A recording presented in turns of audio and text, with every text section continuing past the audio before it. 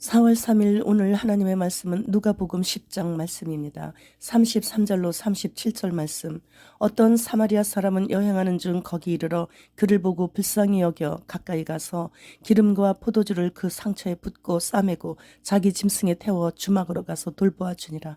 그 이튿날 그가 주막 주인에게 데나리온 둘을 내어주며 이르되 이 사람을 돌보아 주라. 비용이 더 들면 내가 돌아올 때 갚으리라 하였으니 내 생각에는 이 세 사람 중에 누가 강도 만난 자의 이웃이 되겠느냐. 이르되 자비를 베푼 자니이다. 예수께서 이르시되 가서 너도 이와 같이 하라 하시니라.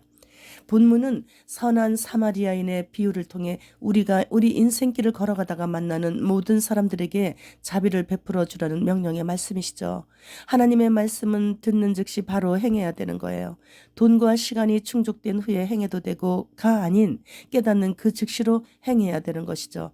어떤 율법 교사가 예수님을 떠보려는 의도로 영생을 얻기 위해서는 어떻게 해야 하는지를 묻습니다. 모세의 율법에서는 어떻게 하라고 했느냐고 예수님께서 그에게 되물으시자 그는 마음을 다하고 목숨을 다하고 힘을 다하고 뜻을 다하여 주 너의 하나님을 사랑하라. 그리고 또한 네 이웃을 네 몸같이 사랑하라고 하였다고 대답했습니다. 그는 율법 교사였기에 모세의 율법에는 누구보다 자신 있는 듯 자신 있게 대답했죠. 우리도 성경을 잘 알고 있죠. 그래서 누군가가 성경을 물어보면 즉시로 잘 대답해 줄 수 있어요. 그래서 예수님은 그런 자들에게 이렇게 말씀하시고 계시는 거예요. 진정 영생을 얻으려고 한다면 율법만 외우지 말고 율법에 적힌 대로 실행에 옮기라. 예수님은 율법을 폐하러 오시지 않으셨죠. 율법을 완성하시러 오신 것이에요. 훗날 사도 바울은 율법은 우리를 그리스도께로 인도하는 몽학 선생이라고 정의했습니다. 몽학 선생은 공부도 가르쳐주고 학교까지 데려다주는 역할을 하는 노예의 신분의 선생이었어요. 그리고 예수님께서는 내 이웃이 누구인지 묻는 율법 교사에게 성경에서 아주 유명한 선한 사마리아 오늘 본문의 말씀의 비유를 말씀하셨습니다. 어느 유대인이 예루살렘에서 여리고로 내려가다가 한적한 곳에서 강도를 만나 모든 것을 다 빼앗기고 거의 죽기 직전까지 매를 맞고 피를 흘리며 쓰러져 있는데 유대인인 제사장과 레위인도 피해서 그냥 지나쳤는데 유대인들에게 천대를 받던 사마리아인이 그 길을 지나가다가 쓰러져 있는 유대인을 기름과 포도주를 상처에 붓고 싸매는 응급처치를 한 후에 그를 부축하여 자신이 타고 가던 짐승에 태워 그를 치료할 수 있는 주막까지 데려다주고 주인에게 2데나리온을 맡기고 치료비가 더 들면 돌아올 때 갚겠다고 하면서 부탁하고 떠났습니다. 이 선한 사마리아인은 유대인들에게 불공평한 대우를 받고 있는 입장이면서도 위험에 처한 유대인을 보고 즉시로 도움의 손길을 펼쳤죠. 1데나리온은 장정 하루 품삯입니다. 2데나리온을 주었다면 이 선한 사마리아인은 이틀 후에 돌아온다는 것을 의미하고 있는 노동자 이틀치의 품삯을 통해 이틀 후에는 돌아온다는 것을 알려주고 있는 것이죠. 우리 주님께서 우리의 처소를 예비하시러 가시면서 처소가 완공되어지면 우리를 데리러 오시겠다고 하시면서 가셨죠. 이제 다시 오실 그날이 오늘 내일 모레 하고 있을 정도로 임박한 것을 우리는 세상 징조를 보면서 알고 있습니다. 이 선한 사마리아인은 하루가 천년 같고 천년이 하루 같은 예수님의 모형인 것이에요. 이제 예수님 가시고 이틀 지난 거예요. 이틀이 지나면 우리 주님께서 오시죠. 2016년도에 미국에서 1000명의 목회자들에게 설문조사를 했는데 환란 전 휴거를 믿는 목사들은 36%이고 휴거를 믿지 않거나 재림도 믿지 않거나 아니면 환란 통과 후 휴거를 믿는 목사들은 64%라고 합니다. 그런데 환란 통과 후 휴거와 재림은 아예 없다고 하는 목사들이 환란 전 휴거를 믿는 목사들보다 학력이 월등히 높다고 합니다. 미국에서 오래전에 신학생들 대상으로 설문조사를 했을 때에도 신대원 1년생은 대부분 아담 창조, 노아 홍수 등 성경을 확실히 믿는다고 답변을 했는데 점차 학년이 올라가 석박사까지 올라가서는 천지 창조 등 놀라운 기적들을 신화 정도로 인식하고 있었다고 합니다.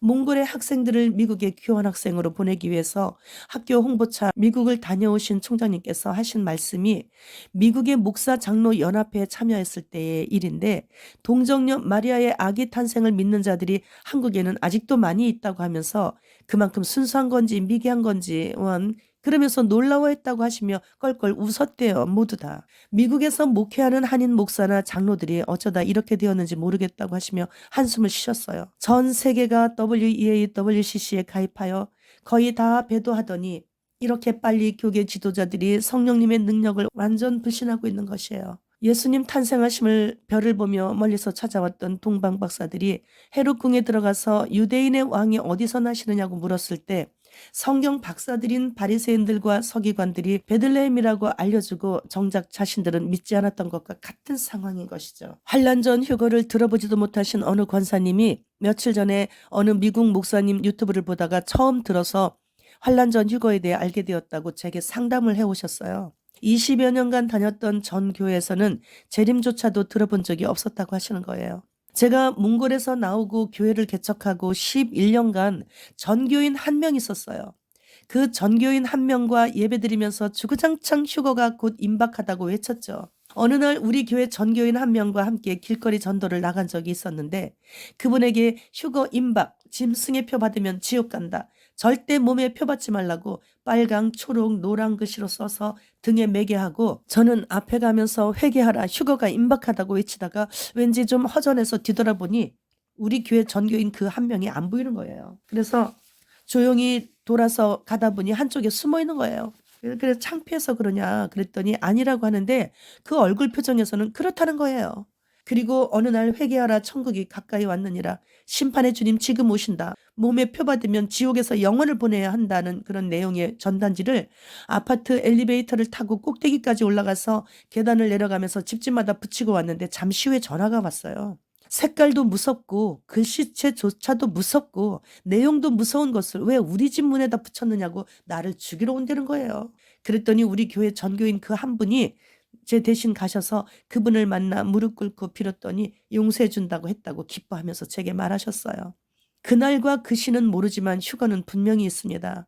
그러나 휴거가 너무도 임박하다고 지금도 변함없이 외칠 수밖에 없는 것은 전쟁과 지진과 배신 등 종말의 징조가 이제는 소문이 아니고 그래서 시작이 아닌 실제 상황으로 우리가 매일매일 목격하고 있잖아요.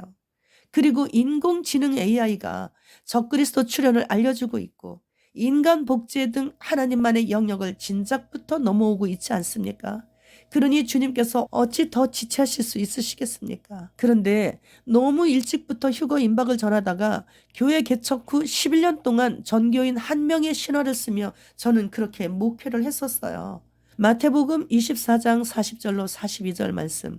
그때 두 사람이 밭에 있음에 한 사람은 데려가고 한 사람은 버려둠을 당할 것이요 두 여자가 맷돌질을 하고 있음에 한 사람은 데려가고 한 사람은 버려둠을 당할 것이니라.